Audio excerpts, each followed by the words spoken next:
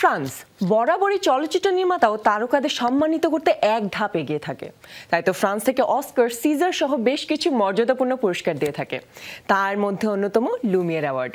সম্প্রতি আয়োজিত হয়েছে লুমিয়ের অ্যাওয়ার্ডের 30তম আসর, যেখানে সর্বোচ্চ পুরস্কার পেয়েছে বহুল আলোচিত ও সমালোচিত সিনেমা এমিলিয়া প্যারেজ।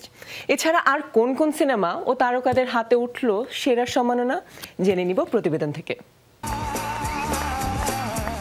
একাডেমিয়া ডেস লুমিয়েরেস কর্তৃক ফরাসি ভাষার সিনেমাকে দেওয়া হয় মর্যাদাপূর্ণ লুমিয়ের অ্যাওয়ার্ড। ফরাসি প্রযোজক ড্যানিয়েল টোস্কানো মার্কিন সাংবাদিক এডওয়ার্ড বেহর 1995 সালের যাত্রা শুরু করেন এই অ্যাওয়ার্ডের। মূলত গোল্ডেন গ্লোবকে অনুসরণ করে সাজানো হয় লুমিয়ের অ্যাওয়ার্ডের অনুষ্ঠান।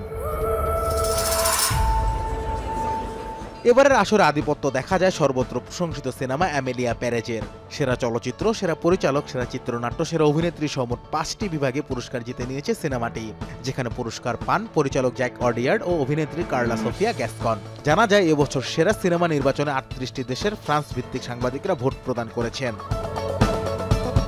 সেরা পরিচালকের পুরস্কার জেতার পাশাপাশি লুমিয়ের অ্যাওয়ার্ডের ইতিহাসে রেকর্ড গড়লেন জ্যাক অডিয়ার্ড। 2006 সালে the beat that my heart skipped দিয়ে অভিষেক লুমিয়ের অ্যাওয়ার্ড জেতেন এই পরিচালক।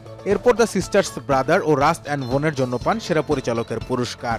এবার চতুর্থবারের মতো অ্যাওয়ার্ড জিতে ইতিহাস গড়লেন তিনি। লুমিয়ের পুরস্কারের আরেকটি গুরুত্বপূর্ণ সম্মাননা হলো সেরা অভিনেতার পুরস্কার।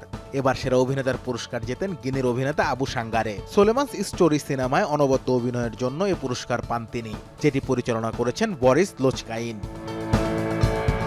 সেরা ফিচার ও সেরা নবাগত অভিনেতা বিভাগে পুরস্কার পায় সিনেমা হলিকাউ।